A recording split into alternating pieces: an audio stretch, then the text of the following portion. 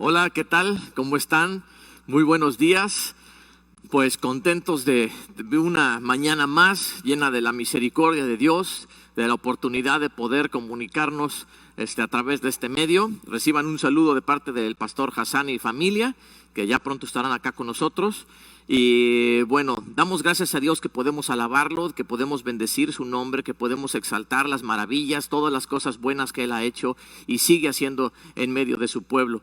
Y la gracia que ha tenido con todo el mundo. Entonces, gracias Señor por esas cosas que tú nos permites hacer. Espero que ustedes también estén ahí conectados. Comparte la dirección, comparte el link por el cual estamos enseñando esto. Si tú conoces a algunas personas que no han entendido, que de repente llegan a ser muy críticas y muy duras al juzgar el por qué a veces ofrendamos, el por qué a veces diezmamos y estas cosas, y nos critican y nos señalan, bueno, pues esta enseñanza puede ayudar mucho para traer respuestas y dar una razón sumamente clara y bien justificada acerca del por qué hacemos esto. Entonces, compártelo con aquellas personas que tú creas puede ser bueno este mensaje. Cristo está en el centro de todo esto, así que pues va a ser una bendición que para cualquiera que lo pueda escuchar y lo tome como es y como el Señor lo enseña. Pero bueno, antes de comenzar, vamos a orar y vamos a disponer este tiempo para que, como instrumentos del Señor y como vasos frágiles y siervos inútiles, pues Dios pueda usarnos para dar el alimento espiritual esta mañana. Señor, muchas gracias. Gracias por la bendición que es estar aquí, tener salud, poder ver a la familia con bien. Saber que aunque parte de la familia está pasando dificultad, Señor, descansamos sabiendo que tú tomas control de todo, Señor, y que tú traes una enseñanza grande y poderosa, no solamente a quien está padeciendo, sino a los que estamos alrededor y que vemos lo que tú estás haciendo, Padre. Dios, disponemos todo nuestro ser para escuchar de ti lo que tú quieras enseñar, y te ruego que tu gracia y tu sabiduría, Señor, puedan guiar este estudio. Y lo que tú quieras enseñar, Señor, sea tal cual como quieres enseñarlo, Padre. En el nombre de Cristo Jesús, nuestro Salvador, oramos y te damos a ti la gloria y la honra porque tú lo mereces. Amén. Amén, hermanos. Bueno, repasamos un poquito del capítulo 8 de Corintios. Por favor, abre tu Biblia en el libro de Corintios, segunda carta a los Corintios, capítulo 9. Voy a estar usando dos versiones. Voy a estar usando la Reina Valera, que tenemos la mayoría, y voy a estar usando la Nueva Traducción Viviente. Creo que la Nueva Traducción Viviente nos explica un poquito más. El lenguaje que usamos aquí en Reina Valera se entiende y es claro, pero hay algunas palabras o algunas oraciones que pueden quedar como medio confusas por no ser un lenguaje muy castellano como el que usamos. Entonces voy a usar estas dos versiones y yo sé que va a ser de utilidad. Leemos primero Reina Valera y después me escuchan porque voy a estar leyendo la Nueva Traducción Viviente. Así que bueno, empezamos con el repaso del capítulo 8. Vimos que el nivel de confianza que tiene Pablo de hablarle a los corintios es muy alto. La confianza de recordarles que hay necesidades en Jerusalén con sus hermanos pobres, tiene la confianza de decirlo así tal cual como va. Pablo les recuerda de lo mismo que estaba hablando acerca de su integridad, porque aquellos otros falsos maestros y alborotadores, los que Pablo llamaba falsos apóstoles, estaban enseñando que Pablo estaba abusando, que Pablo era un mentiroso, que era un codicioso, y estaban hablando mal de todas estas cosas y que ni siquiera era apóstol y todo eso. Y Pablo le recuerda que él había sido un hombre íntegro, ¿no? Y se defiende de esas falsas acusaciones. Le recuerda a los corintios que no está solicitando esta ofrenda a manera de imposición, sino solamente como una actitud voluntaria, y los anima a que mantengan esa actitud. Les recuerda que además de bendecir a los hermanos en necesidad, también es una demostración de amor, ¿no? Entonces, esas son las cosas que les está hablando en el capítulo 8. Entonces, vimos que dar es voluntad de Dios, pues es Jesucristo es nuestro modelo. Dios nos ha puesto el modelo de lo que significa el dar, ¿no? Cuando ha dado lo más valioso, que es a Cristo Jesús en rescate por nosotros. Vimos que damos porque esto mantiene igualdad en la familia. Vimos porque si hay algunos que dan, pues nosotros también tenemos que dar. De esta manera reflejamos nuestro amor.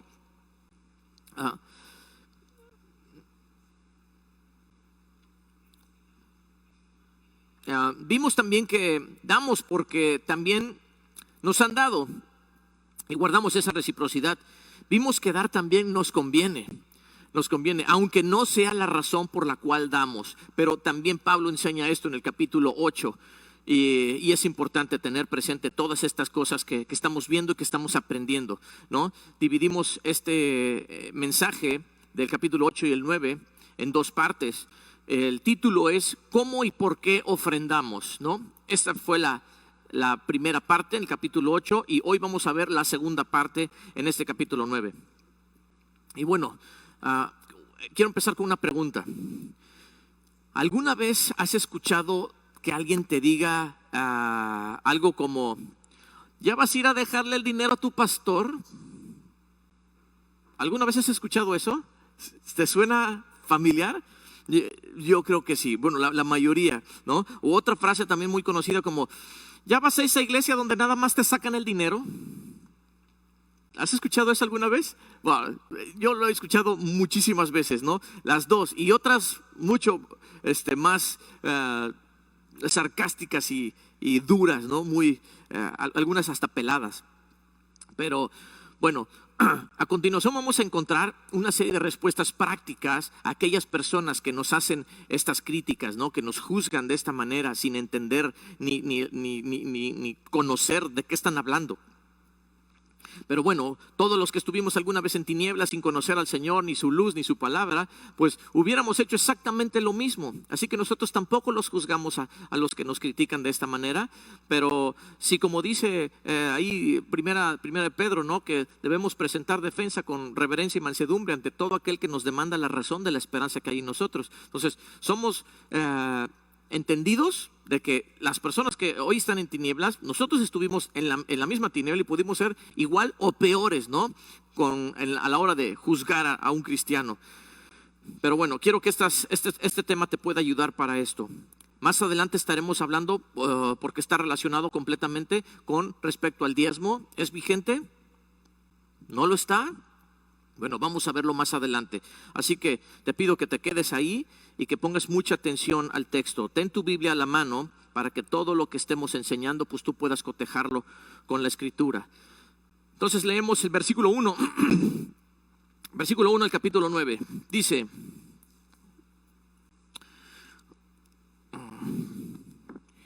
cuando la administración para los santos... Dice, cuanto a la administración para los santos, es por demás que yo os escriba. Bueno, pausa aquí tantito. Dice la versión Nueva Traducción Viviente: en realidad no necesito escribirles acerca del ministerio de ofrendar para los creyentes de Jerusalén. Eso es lo que está diciendo en el versículo 1.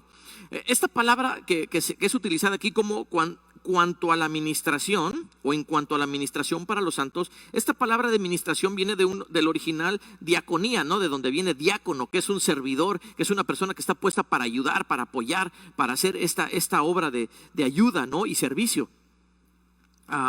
Así que esta parte de la administración para los santos, o la ayuda para los santos, o el apoyo para los santos, está hablando claramente de una ofrenda, es parte de un servicio. Entonces entendamos que todo lo que está hablando Pablo en el capítulo 8 y hablará en el capítulo 9 es parte de un servicio que nosotros damos. A veces decimos, yo no sirvo en nada, yo no canto, yo no toco, yo no puedo estar temprano para ayudar con los hermanos de la entrada.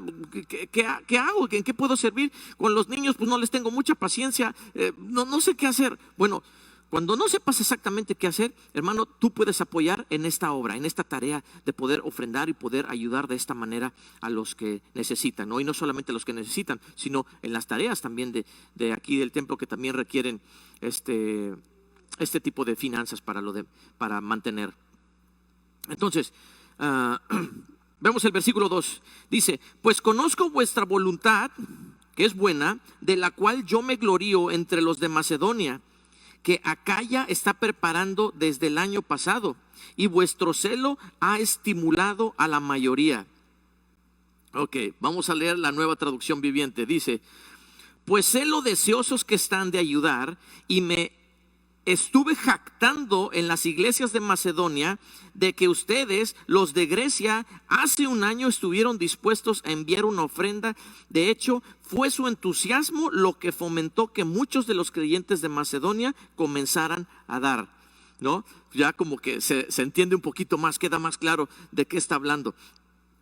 Y Pablo puede estar exponiendo con toda libertad, hermanos, los hermanos de aquí de Acaya, desde el año pasado están con la colecta, con la ofrenda para dar, y la verdad con un corazón dispuesto. Entonces los que escucharon esto dijeron: ¿en serio ellos están haciendo eso? ¡Wow! Nosotros también vamos a hacerlo. Entonces se motivaron a ser tan generosos como los de Macedonia. Entonces es válido, ¿no?, decir, estar orgulloso de algunos y hablar de lo que están haciendo, ¿no? Porque no quedan ellos como glorificados, sino se ve que Cristo está morando en sus vidas y están teniendo la actitud correcta. Entonces ese es el tema, ¿no? No ensalzar o no colgar medallitas y aplausos a los que están teniendo una actitud generosa para con los necesitados, ¿no? Vemos el rostro de Cristo ahí guiando el corazón a ser generoso. Versículo 3 dice: pero he enviado a los hermanos para que nuestro gloriarnos de vosotros no sea vano en esta parte, para que, como lo he dicho, estéis preparados.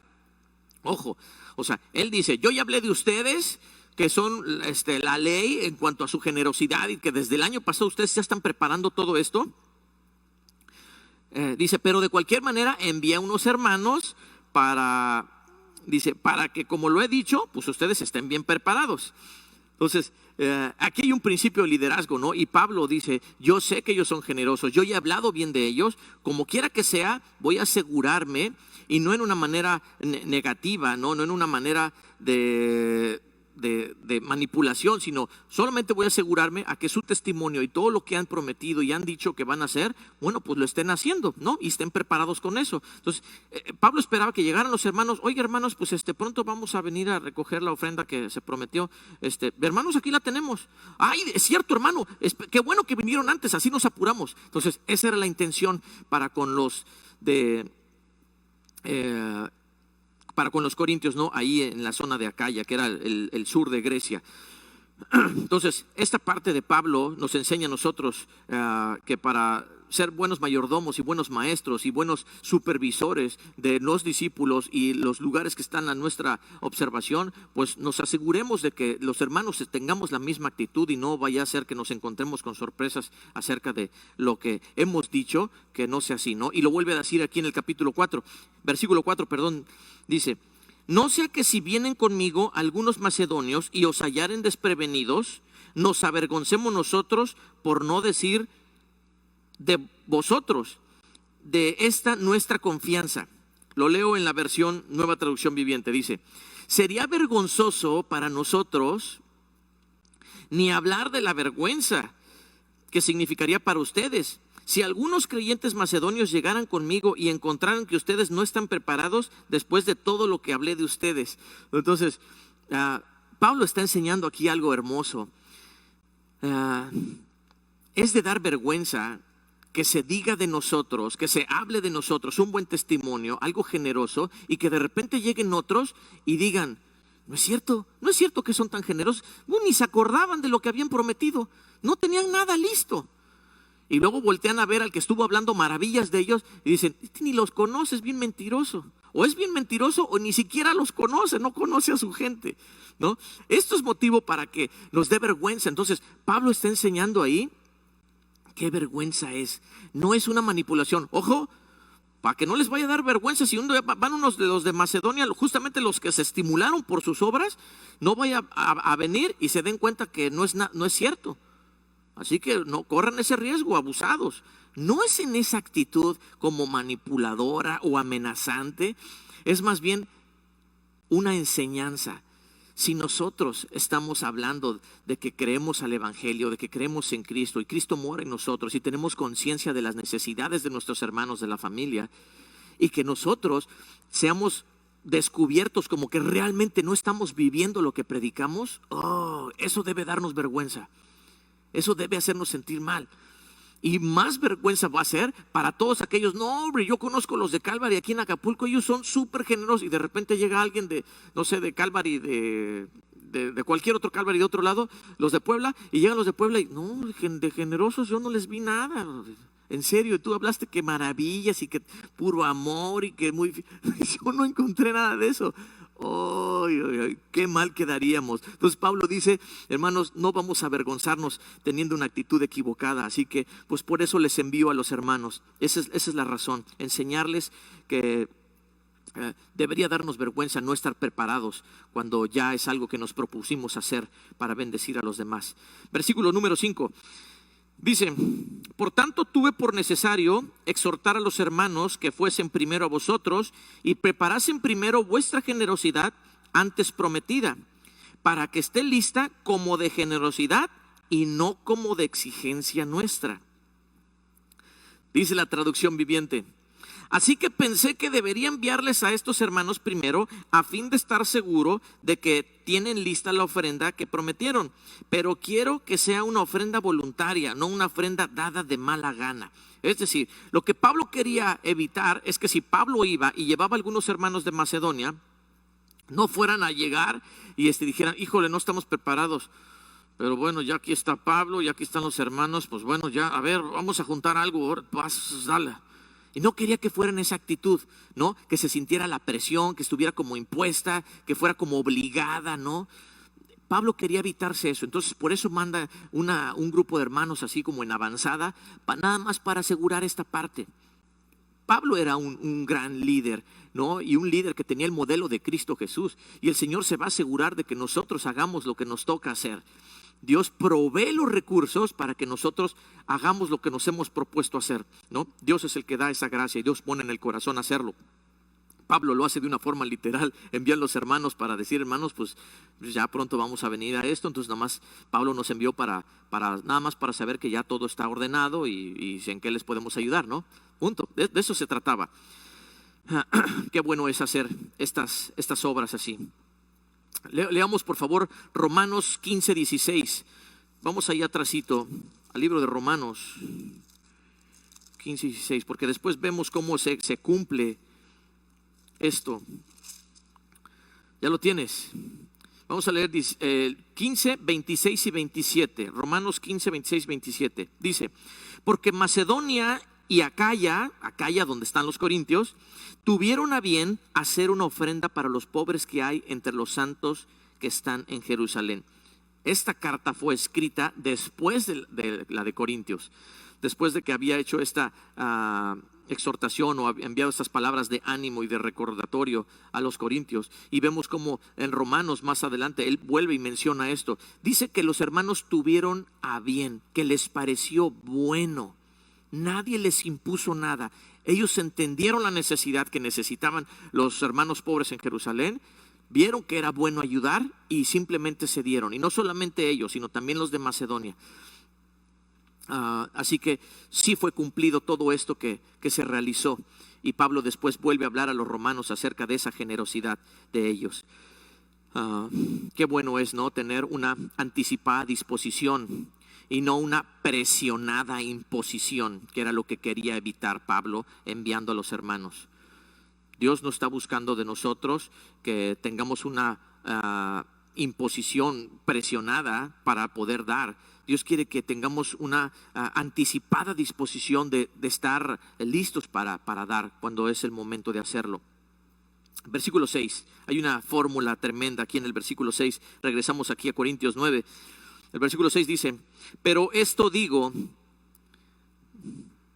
que el que siembra escasamente también segará escasamente, y el que siembra generosamente, generosamente también segará.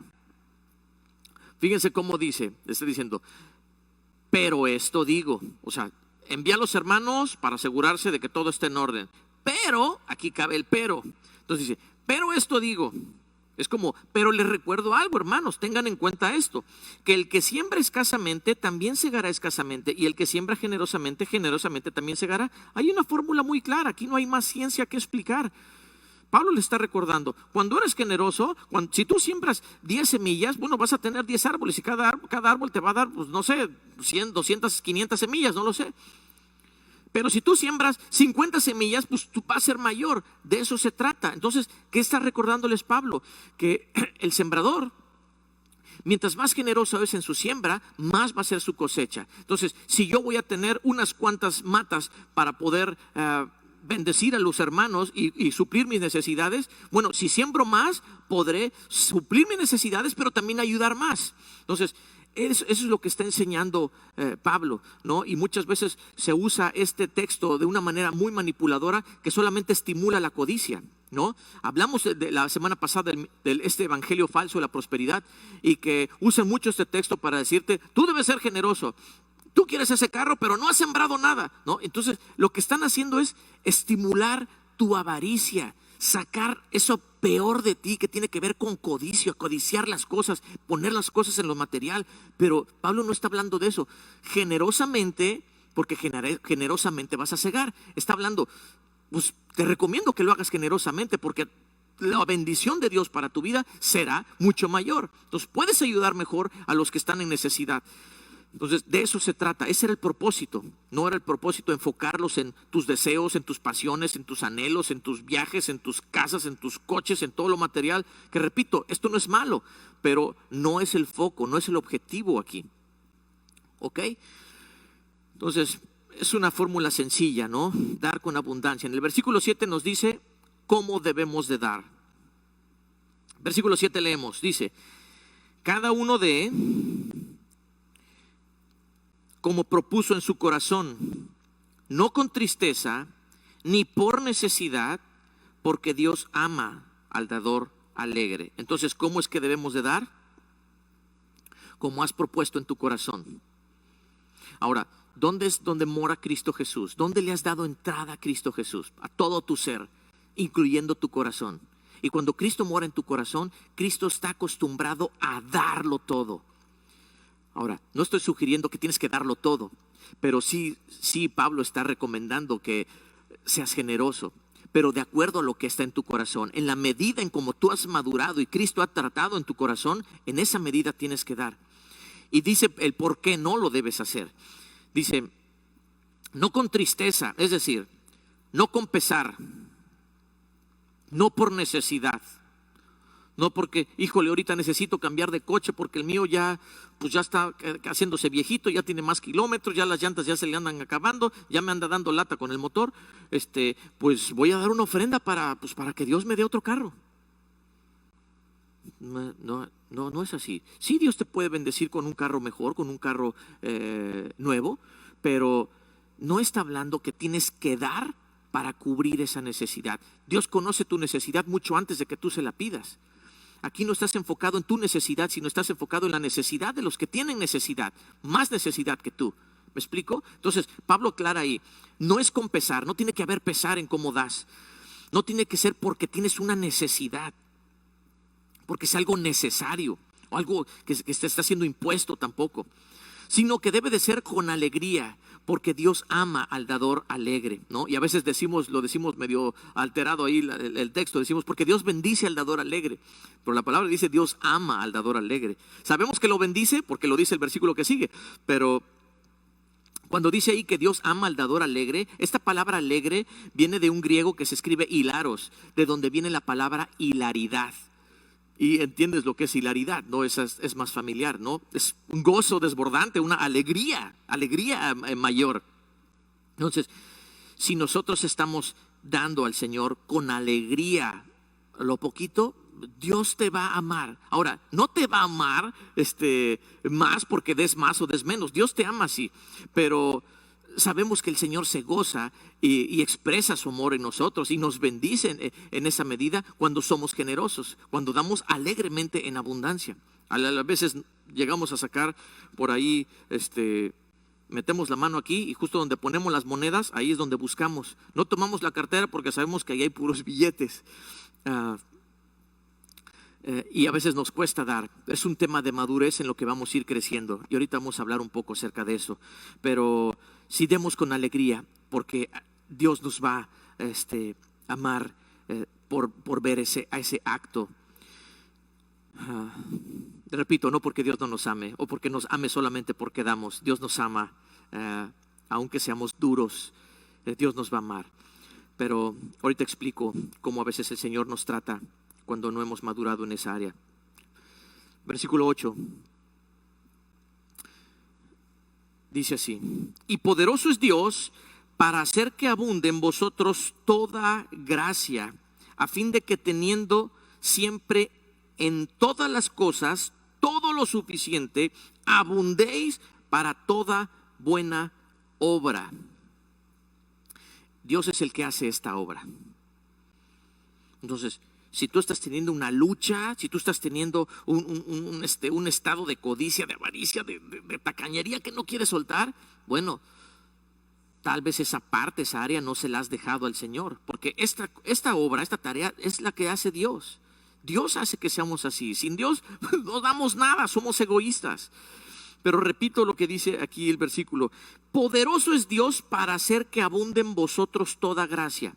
No solo que abunde la gracia del poder nosotros dar, sino la gracia, la especie, ¿no? Lo que realmente, el recurso que nosotros podemos utilizar para bendecir a otros, ¿no? Después de ser bendecidos nosotros y la familia. Entonces, esto es lo que hace el Señor. Y te leo lo que dice la Nueva Traducción Viviente ahí en el 8. Dice: y Dios proveerá con generosidad todo lo que necesiten. Entonces, siempre tendrán todo lo necesario y habrá bastante de sobra que compartir con otros. ¡Wow! Esto es maravilloso. Dice que Dios nos va a dar a nosotros. Cuando nosotros somos generosos y sembramos abundantemente, dice que Dios nos va a proveer todo lo suficiente siempre para nosotros y extra, en abundancia, ¿no? Aquí recordamos un poquito lo que dice Malaquías, ¿no? Que dice que: y probadme ahora en esto, si no os abriré las ventanas de los cielos y derramaré sobreabundantemente. Ese es el plan desde el principio. Desde el principio ese ha sido el plan: dar abundantemente, pensando que nosotros seremos suplidos y tendremos mucho extra para bendecir a otros. Ese es el plan de Dios. Pero el asunto es que a veces tenemos ese extra y lo volvemos a comer. Es decir, Dios te da la semilla y la semilla te la comes, no la compartes. Entonces, ¿cómo funciona? Bueno, cuando actúo egoístamente me voy a comer la semilla. Pero cuando estoy pensando cuál es el propósito de Dios y cuál es el deseo de Dios, su voluntad en cuestión de este tema, bueno, pues nosotros lo vamos a compartir. Vamos a darle a los que más necesitan. Mateo 25, 35 al 46, si quieres no lo leas, pero habla de ese juicio que habrá con las naciones y donde Jesús va a separar a los cabritos y va a poner a las ovejas de un lado y les va a decir a las ovejas, ¿no? Ustedes, el reino está preparado para ustedes. Dice: porque tuve hambre y me diste de comer, tuve sed y me diste de beber, porque estuve desnudo y me vestiste. Y dice: y ustedes me dirán: pero Señor, ¿cuándo te vimos desnudo? ¿Cuándo te vimos con hambre y que te dimos de comer? ¿Cuándo te vimos hambriento y te dimos de comer? Y el Señor les contestará: por cuanto lo hiciste a mis hermanos más pequeños, a mí me lo hiciste. Wow. Entendemos lo bueno que es ofrendar. Entendemos lo bueno que es apoyar a los que más necesitan. Y el Señor, ¿cómo les llama? A mis hermanos más pequeños, a los que tienen más necesidad. Pero tú fuiste desprendido y lo diste a ellos, me lo hiciste a mí. ¿Por qué me lo hiciste a mí? Porque es su cuerpo.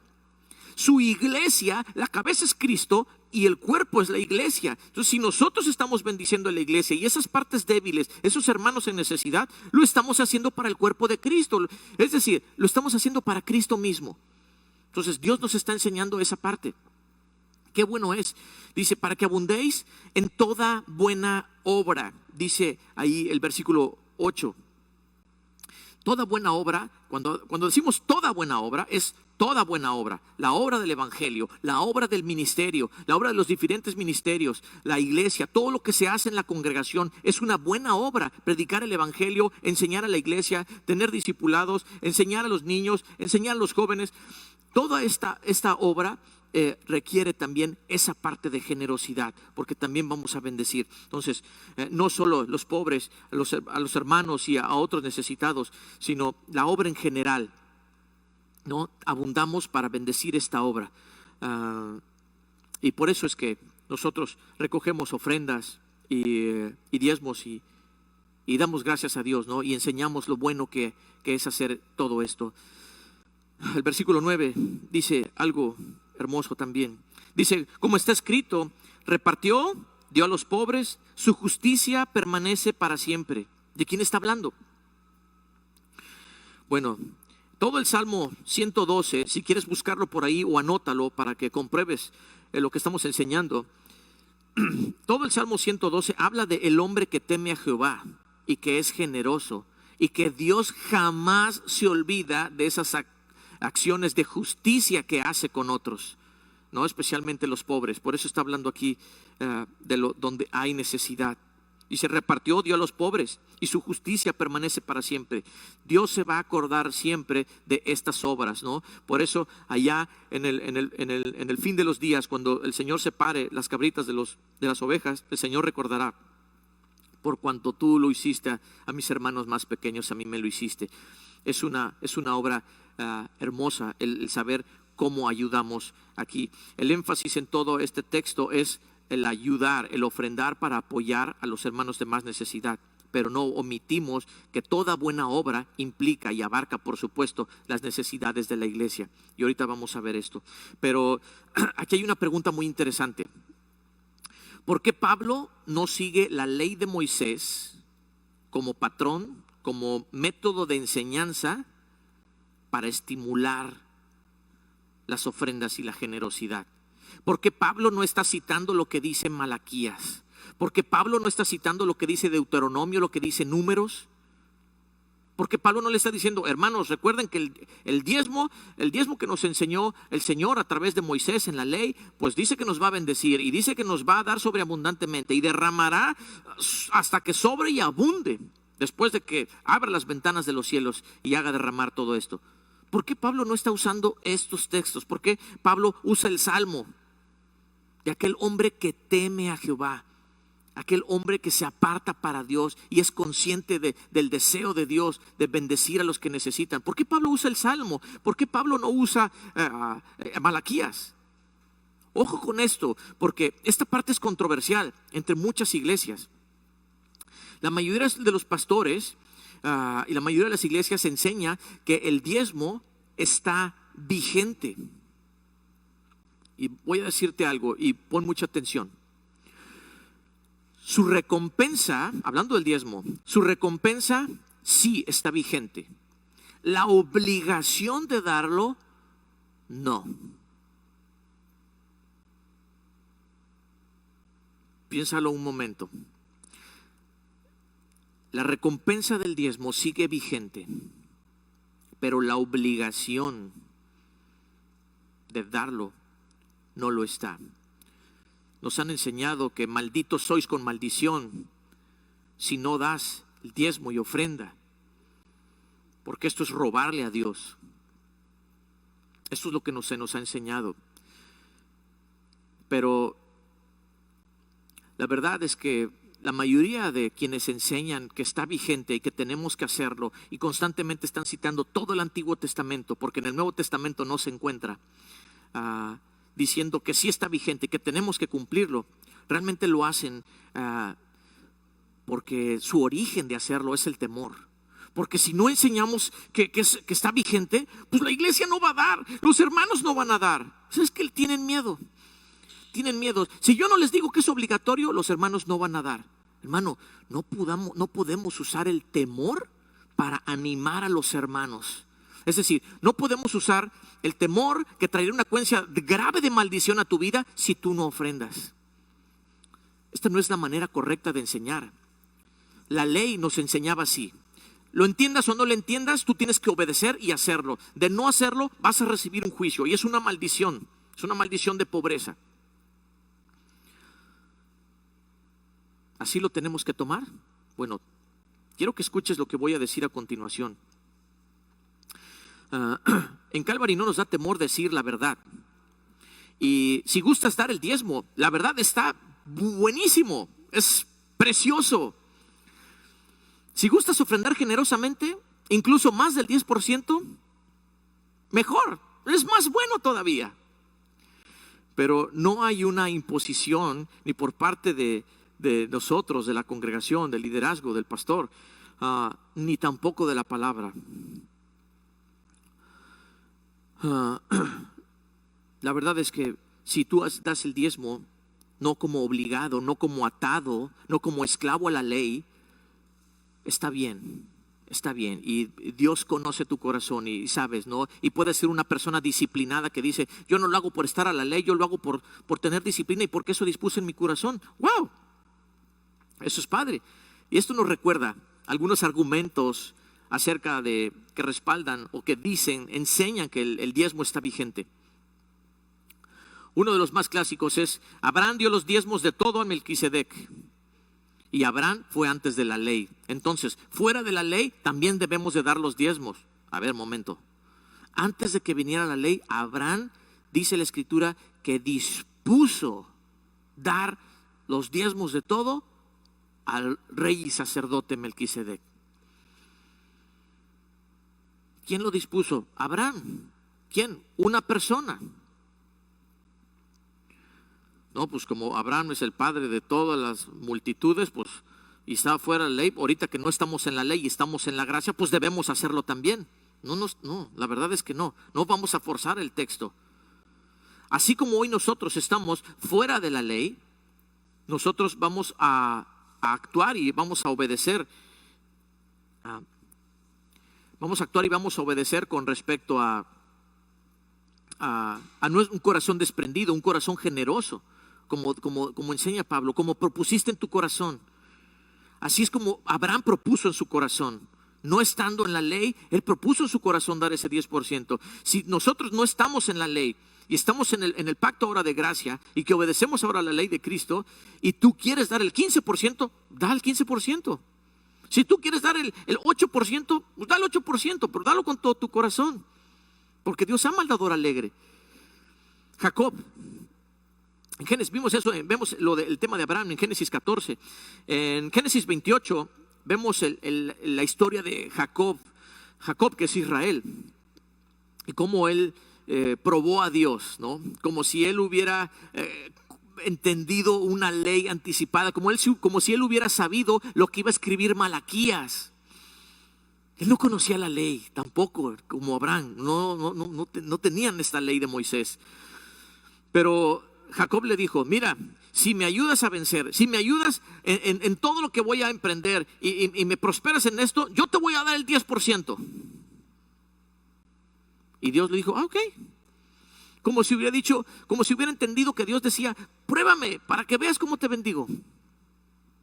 Él lo hizo, fue fiel y él lo consiguió. Y él siguió siendo fiel al Señor, dándole su 10%, ¿no? En Números 18:21 nos enseña la palabra que los levitas eran los que recibían el diezmo. Los levitas, toda la tribu de Leví, los hijos de Israel, Leví no recibió ninguna herencia, no tuvo herencia. ¿Cuál fue su herencia? Todos tus hermanos, José, Dan, Rubén, Isaacar, Benjamín, todos sus hermanos, dice, todos ellos te van a dar el 10%, de ellos te van a mantener prácticamente, y tú te vas a encargar de atender todos los asuntos del templo. Entonces dijo Leví, pues órale, bien. Entonces ellos se encargaron de la vida sacerdotal, de la administración en el templo, de todo. Y no tenían ninguna otra heredad más que lo que sus hermanos le darían, ¿no? Entonces cada tribu, toda la tribu, todo Israel daban el 10% a los levitas. Pero dice ahí en Números, en Deuteronomio 14, cómo se usaban todos estos diezmos. Y que no solamente era un diezmo, eran varios diezmos. Y que eran usados también para las viudas, para los huérfanos, para los forasteros. Números 28 dice que todos esos diezmos se usaban en los requerimientos para la expiación y todas las actividades y lo que se usaba en el templo. Entonces, mantenía a los levitas, se usaba para el mantenimiento del templo y todas las actividades de liturgia, y también se usaban para las viudas, para los huérfanos y para los forasteros. Viudas que tienes en Israel, huérfanos que están en Israel, pero también para los forasteros, aquellos que no son de Israel, que vienen de otra parte, pero que también tú tienes que ayudar. Ese diezmo también lo vas a usar para bendecir sus vidas. ¡Wow! ¿Puedes ver un Dios amoroso? ¿Puedes ver que Cristo manifiesto aquí está diciendo, parte de este diezmo es que nadie le falte nada, que los levitas tengan lo suficiente, que en el templo los gastos de mantenimiento, todo haya lo suficiente, y que también abunde también para que puedas darle a los que necesitan más, como los huérfanos, las viudas.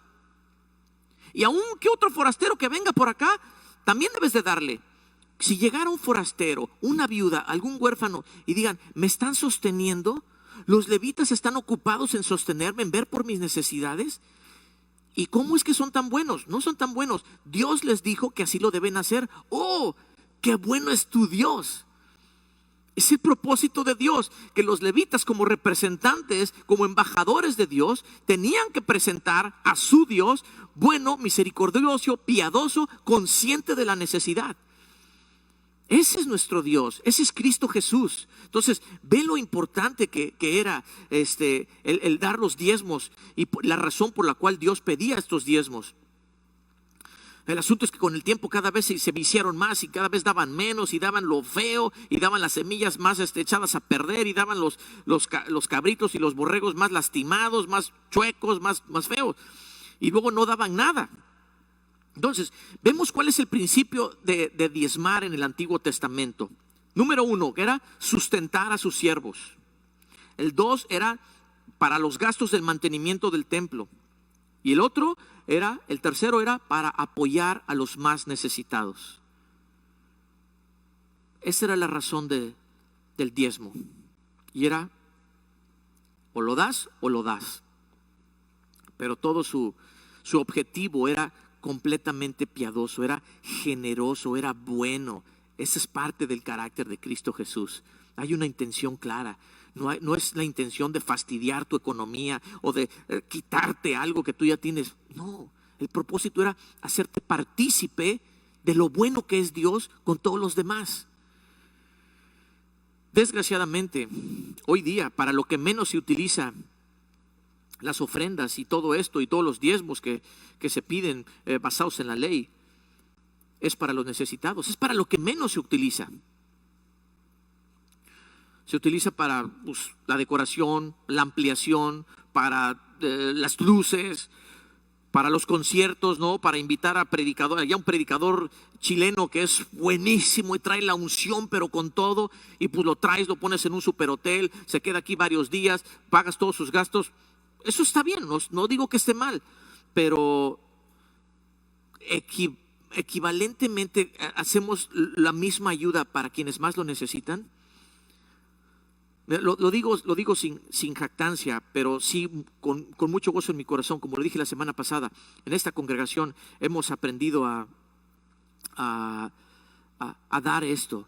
Y aún aquí tenemos todavía varias despensas que hemos estado apoyando a algunos hermanos. Y esto no debería de decirlo en público, pero si Dios nos ha hecho entender esto, nosotros vamos a tomar recursos que son sagrados del Señor para justamente este tipo de necesidades, que son cosas que tenemos que hacer. Entendemos entonces que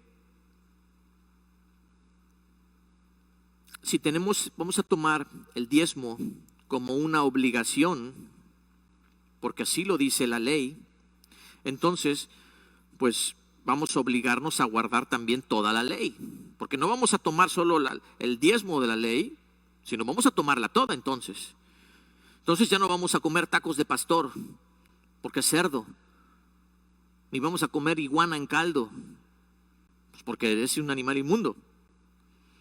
Entonces vamos a guardar el sábado. El sábado, familia, nadie trabaja, porque vamos a ser parejos con todos. No solamente vamos a tomar el diezmo como ley, sino vamos a tomarlo todo. Vamos a tener la posibilidad y vamos a estar en posición de, cumpliendo la ley, si alguna mujer es sorprendida en adulterio, pues agarra tu piedra y zorrájala, porque eso es obedecer la ley. La ley es el antiguo pacto para Israel, para los judíos. Fue dada a los judíos. Nosotros somos gentiles. Y No estamos para estar esclavos o sujetos de la ley, para convertirnos al judaísmo y seguir con el ritual y con la ley en nuestras vidas. Aún los judíos, como Pablo, como Pedro, como Juan, como Marcos, como Mateo, no volvieron a enseñar acerca del diezmo. Ahí está la escritura ahí, búscala, léela de arriba abajo. No es por ahí. Alguien podrá decir, bueno, Jesucristo enseñó que hay que darle al César lo que es del César y a Dios lo que es de Dios. ¿No? Allí lo dice en Mateo.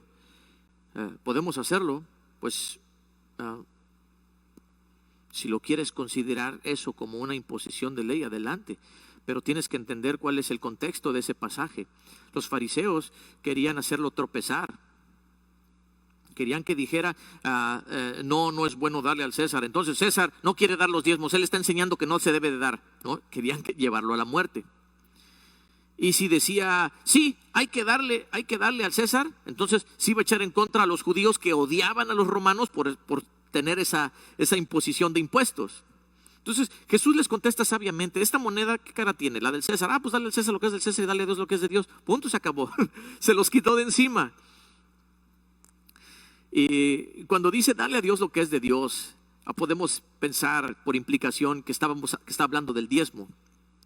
Y sí, pero dígame una cosa, ¿solo el diezmo es de Dios? ¿Por eso es lo que debemos dárselo? Hermanos, tu vida misma es de Dios. Todo es de Dios. Él no necesita ese dinero. Él no necesita esa fracción de esa porción de tu ganancia, de tu cosecha, de lo que tú quieras. Anteriormente se hablaba más de granos y de cosecha en especie que de economía, de finanzas. Pero es válido cualquiera de las dos. De Dios es todo. Todo es de Dios. Entonces no podemos tomar este texto. Jesús estaba cumpliendo la ley, tenía que enseñar algo de eso. Todo lo que supiera que ver con la ley tenía que enseñar lo mismo, pero correctamente, no torcido como lo hacían los fariseos. Entonces este texto tampoco nos puede justificar el hecho de que está vigente. Él lo cumplió todo. El arca del pacto que estaba en el lugar santísimo, dentro contenía las tablas de la ley. Para los que no saben, dentro del arca del pacto, donde estaban los ángeles de oro y todo esto, dentro del arca levantabas la tapa y adentro estaban las tablas que le dio el Señor a Moisés en el monte Sinaí, que eran representativas de la ley. Cuando entraba el sumo sacerdote, sobre la tapa, que era conocida como el propiciatorio, derramaba la sangre del animal que había sido sacrificado. Esta sangre cubría completamente la tapa del arca. Y cuando Dios miraba el arca, ya no estaba viendo la ley, sino estaba viendo el sacrificio. Es justamente lo que ha hecho Cristo Jesús. Cristo cumplió la ley y también cumplió con el diezmo.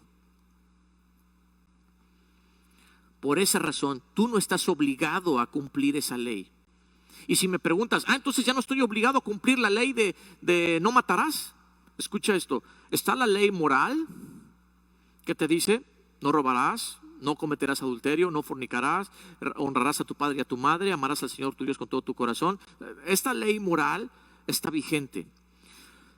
La condenación de tú tomar acción de justicia, porque así lo indica la ley, sobre quien infrinja la ley, eso ya no. ¿Por qué? Porque Cristo, que es el juez, el que nos puede condenar, ya nos perdonó, cumpliendo toda esa ley.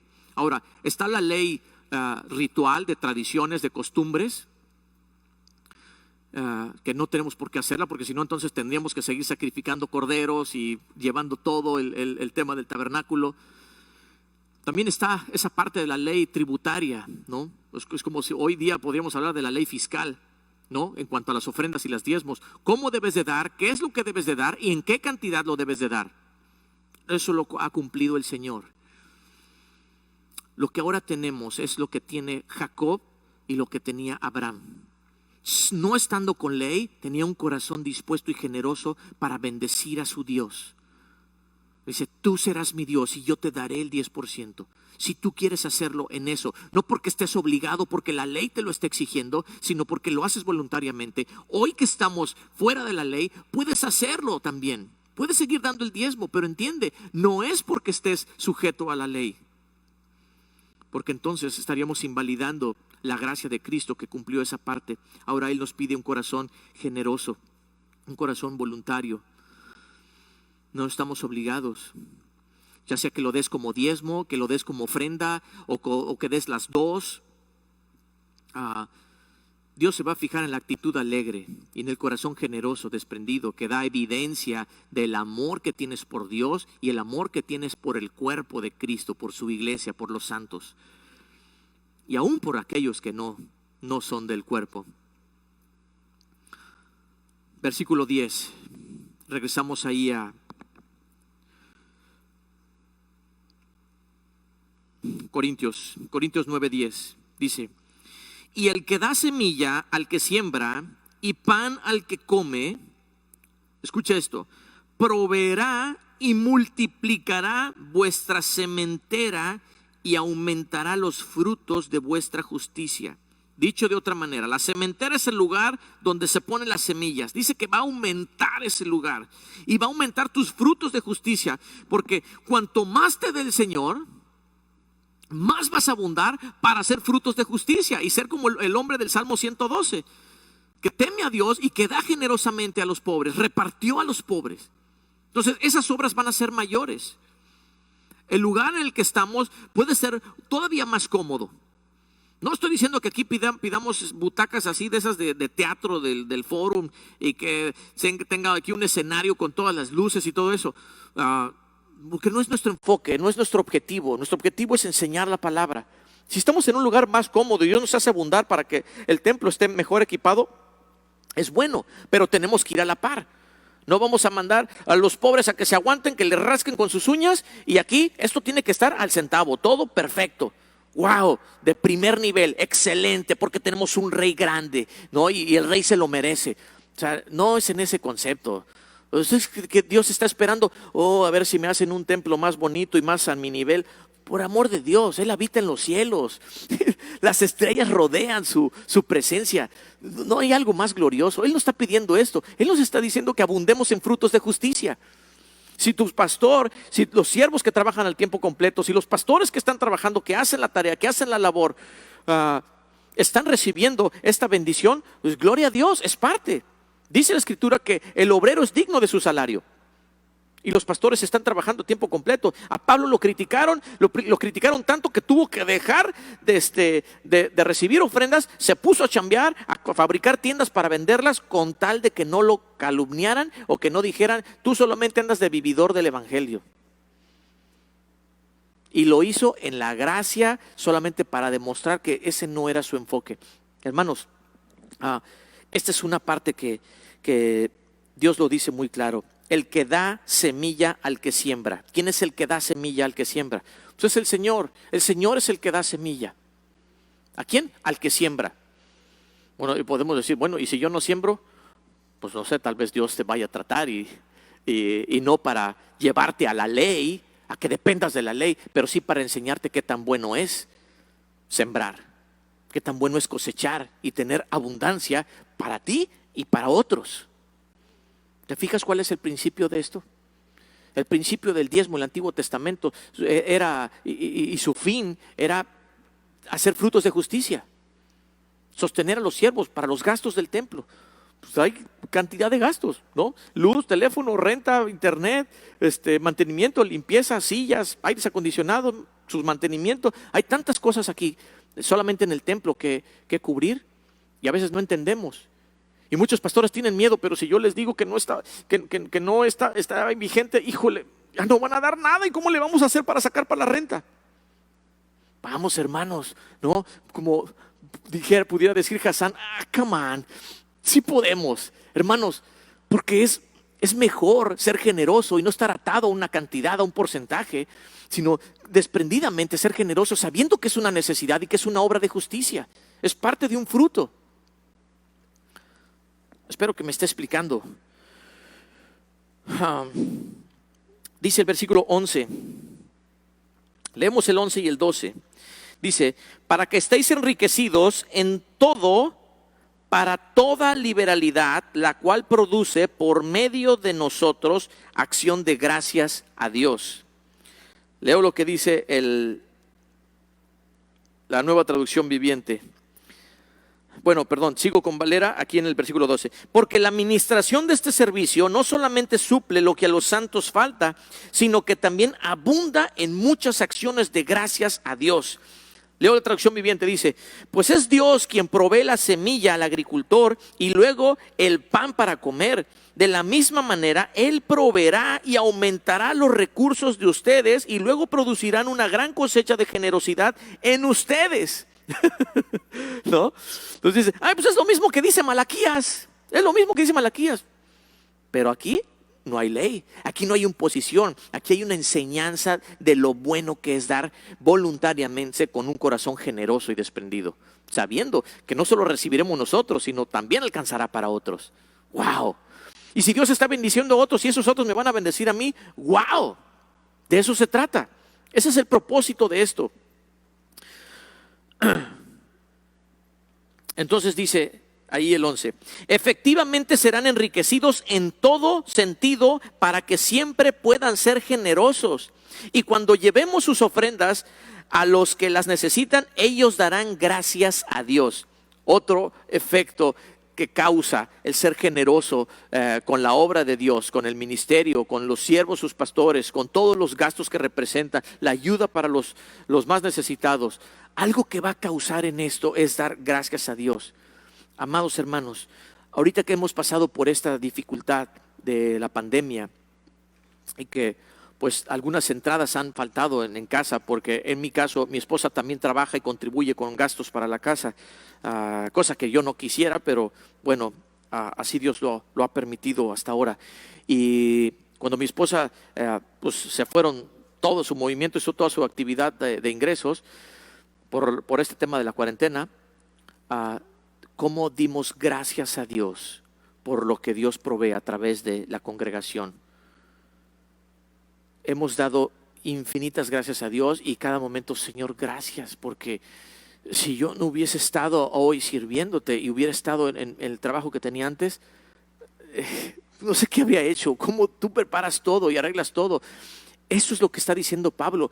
Todo lo que ustedes hagan va a abundar en acciones de gracias a Dios. Es decir, todos los de Jerusalén iban a dar gloria a Dios por la vida de los hermanos, por la vida de aquellos que se ocupan de ellos también en su necesidad. Eso es lo que nosotros hacemos y siempre damos gracias a Dios de cada bendición que recibimos. Gracias y alabado sea el Señor. Y Pablo dice, hay que estimular esto, hay que llevar esto para que ellos den gracias a Dios, para que ellos sean agradecidos, para que aprendamos en todo darle gracias al Señor. Y esto no solamente se queda ahí, sino que también estimula otra cosa, y lo vamos a ver aquí en el versículo 13. Dice el 13, pues por la experiencia de la administración glorifican a Dios por la obediencia que profesáis al Evangelio de Cristo y por la liberalidad de vuestra contribución para ellos y para todos. Leo el versículo 13, pero con la Traducción Viviente. Como resultado del ministerio de ustedes, ellos darán la gloria a Dios, pues la generosidad de ustedes, tanto hacia ellos como a todos los creyentes, demostrará que son obedientes a la buena noticia de Cristo, ¿no? Al Evangelio. Y si quieres no lo busques, pero Santiago 2:16 dice, y uno de vosotros les dice, id en paz, calentaos y saciaos, pero no les dais lo necesario para su cuerpo, ¿de qué te sirve? Así también la fe a sí mismo, si no tiene obras, está muerta. Primera Timoteo 5:8, porque si alguno no provee para los suyos y mayormente para los de su casa, ha negado la fe y es peor que un incrédulo. Ay, mamacita, esto sí suena para que diga, no, yo no quiero verme como un incrédulo. Es decir, si eres obediente a Cristo, si eres obediente al Evangelio y estás siguiendo las ordenanzas de Cristo Jesús, vas a ser parejo y vas a ser justo con todos. Y no solamente vas a levantar la mano como la levanta el Papa y envío bendiciones a toda Indonesia por el tsunami. Bendiciones, pues tienes los recursos para llevar ahí ayuda, ¿por qué no la llevas? Entonces, Pablo nos está diciendo, no seáis como ellos, porque ¿qué credulidad, qué fidelidad al Evangelio, qué fidelidad a Cristo puede tener alguien que lleva una vida así? Y a veces nosotros, hermano, pues voy a orar por ti, Dios te bendiga. Hermano, tienes para apoyar, apóyalo. Todo lo que ustedes han ofrendado y lo que ustedes han dado y lo que han colaborado aquí, créanme que una buena parte ha sido llevada a sostener hermanos que ahorita están pasando dificultades y cada semana están recibiendo una ayuda. Y la gloria sea para el Señor, porque Dios es fiel y Dios usa sus manos y Dios usa su corazón para ser generosos y ayudarnos entre todos. Y mucho de lo que tú has hecho, créeme que ha elevado muchas acciones de gracias en nuestros hermanos por la disposición que tiene el Señor de dar ese don de generosidad en tu corazón. Versículo 14, 15 y terminamos con esto. Siempre me la aviento bien larga, ¿verdad? Perdonen. Dice el 14 y 15. Asimismo, en la oración de ellos por vosotros, a quienes aman a causa de la superabundante gracia de Dios en vosotros. Gracias a Dios por su don inefable. Wow. Nueva traducción viviente dice: y ellos orarán por ustedes con un profundo cariño debido a la desbordante gracia de Dios que les ha dado a ustedes. Gracias a Dios por este don que es tan maravilloso que no puede describirse con palabras. Wow. ¿De qué don está hablando? Aquí está otra vez dando abundancia, gracias. Esa es la abundancia que Dios prometió en Malaquías, pero que hoy de esta manera sigue vigente cuando tú eres generoso, pero ya no atado por la ley, ya no temiendo que la maldición vaya a caer a tu vida. El poder dar es un don y es un don que viene de Dios. Y si hemos sido obedientes al Evangelio, vamos a dejar que Dios imparta este don en nuestras vidas. Ahora, no lo tomes como que, bueno, Dios no me ha repartido ese don, así que yo me aguanto. No, si el simple hecho de recibir a Cristo en tu corazón, recibes este don y tienes que irlo madurando y dándole cada vez más lugar al Señor, ¿no? Avivar ese don para practicarlo y seguir cosechando para abundar en toda buena obra. Quiero darle una aplicación a todo esto. Número 1, si en Calvary oramos dando gracias por los diezmos y las ofrendas, no es por imponer una ley, es porque hemos entendido que es bueno diezmar. Como Abraham, o como Jacob, o como los de Macedonia, o como los corintios o los filipenses, ¿no? Que daban con un corazón generoso y fiel a Dios. 2, demos libremente, entendiendo que Dios nos da abundantemente. 3, demos generosamente, demostrando nuestro amor por Dios y por su iglesia, en sus necesidades y por el prójimo también. Dios puede tratar a algún hermano inmaduro en el ofrendar o en el dar, pero no para imponer una obediencia a la ley, sino para enseñarle las grandes bondades de dar con generosidad y para no depender a confiar en el dinero, sino confiar completamente en nuestro proveedor, el que da semilla, el que hace sobreabundar. Amén. Pues si tienes alguna duda, pues déjanos algunas preguntas ahí y con todo gusto las vamos a responder con la Biblia en la mano. Dios es bueno y Dios merece que abundemos en todas estas obras de justicia. Vamos a orar. Señor, te damos muchas gracias porque todo es tuyo. Todo lo que hay, todo lo creado fue hecho por ti y para ti. Tú eres dueño del oro y de la plata, Señor. Nada, Señor, nada está fuera de ti. Tú eres el dueño de todas las cosas. Y nosotros queremos aprender a depender de ti, únicamente de ti. Ayúdanos a meditar en este pasaje y entender que tú buscas un corazón generoso, que tú buscas encontrar a Cristo en nuestro corazón, siendo dadivosos, siendo espléndidos a la hora de ofrendar, sabiendo las necesidades de tus siervos, sabiendo las necesidades del templo, del local, del edificio donde nos congregamos, sabiendo las necesidades de muchos hermanos que requieren la ayuda de tu iglesia. Ayúdanos a ser generosos, Señor. No vamos a temer hablando acerca de una ley y de imponerla. Queremos enseñar tu palabra completa y queremos abundar en toda buena obra, en esta obra aquí en Calvary. Haznos entendido, Señor, y que nuestras actitudes reflejen la obediencia que tenemos al Evangelio de Cristo Jesús. A ti sea la gloria por siempre, Padre, en Cristo Jesús. Amén.